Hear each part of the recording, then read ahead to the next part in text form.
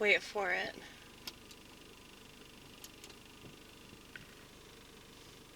It'll go on here in a second. Vortex, aka the interweb, the vortex that everybody is sucked into.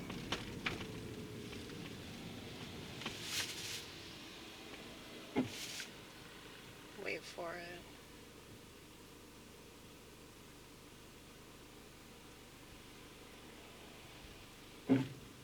Shit, there's somebody coming. Don't want to get plowed into again. You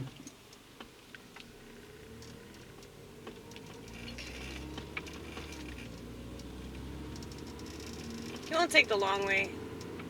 Let's take the long way. There we go. So excited. Hi, Thelonious. See, that's when he really starts saying hi.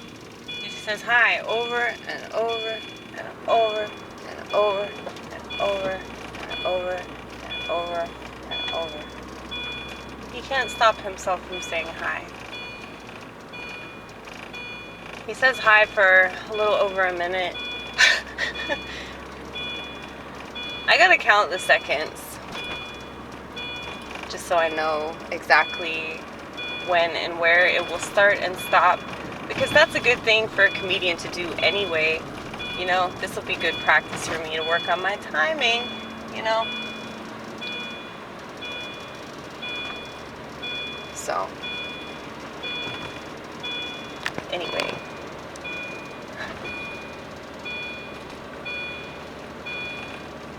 ooh, another Protestant church.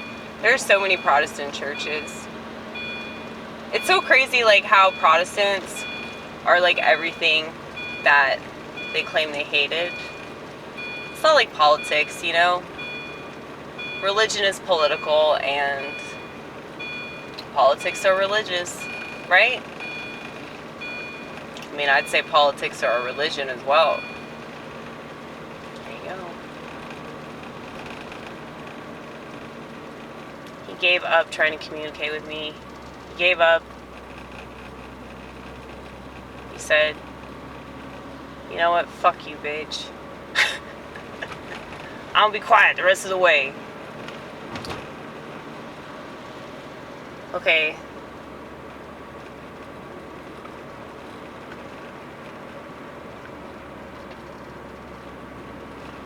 I thought that was a Catholic church next to me, but it's not a Catholic church. It's actually a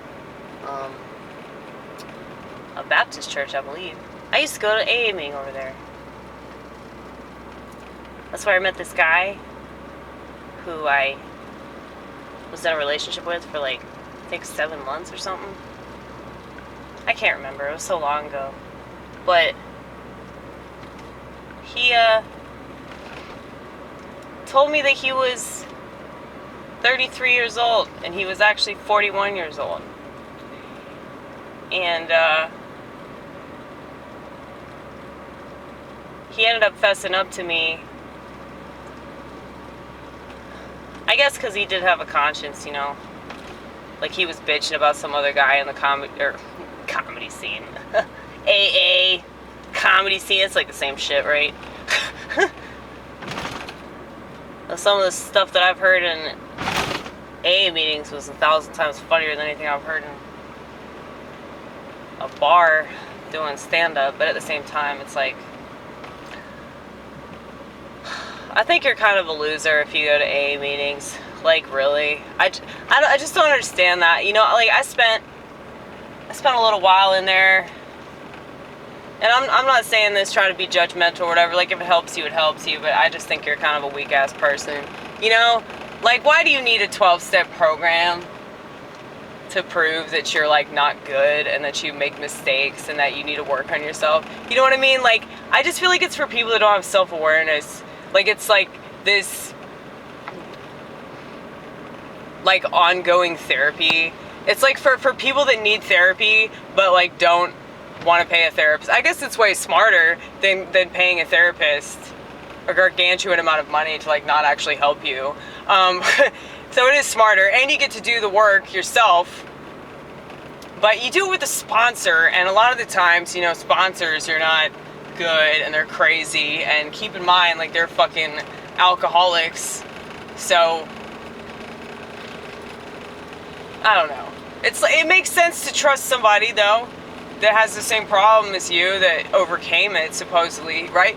But I think it's just too easy for that relationship to be abused.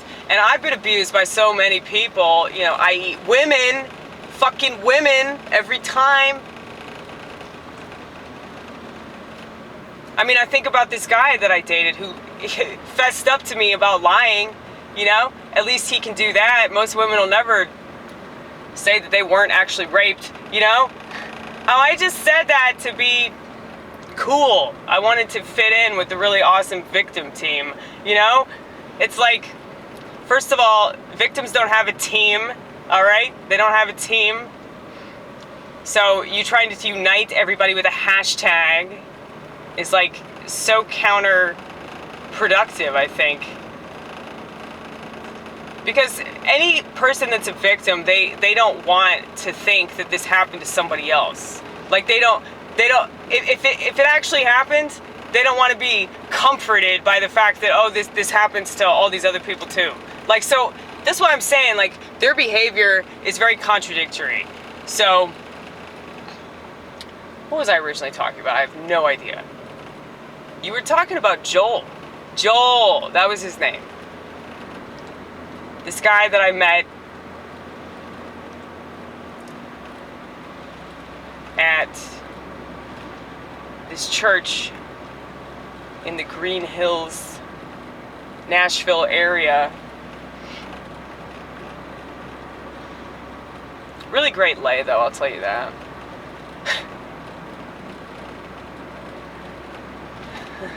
There's a song by Morrissey. I know I shouldn't say that. Am I allowed to talk about degenerate behavior in a positive way at all? Is that wrong? Is that like anti-Christian? Am I supposed to constantly lament over it? Because I can't always do that. Because it's still funny to me sometimes. It's still funny. And it's still like sort of eye-opening, you know, to think that, you know, all these things have happened and I was a completely different person and I've done things that are so contrary to my nature. But I don't know. I really love this guy, though. Yeah, it reminds me of this Morrissey song. I don't remember the name of the song, though. I know that it's the very last track of, I'm pretty sure it's the last track. I don't want to be wrong.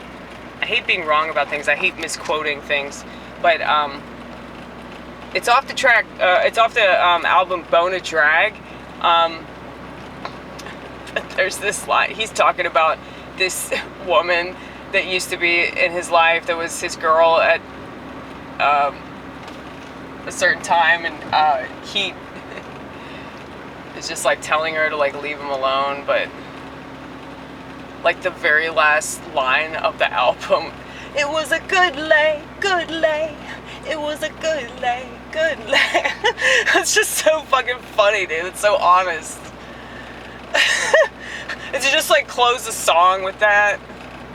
Like, here I am gonna complain about this bitch who just won't leave me alone, but okay, man. The sex was good, right? I mean, that's the whole reason why I was with her, right?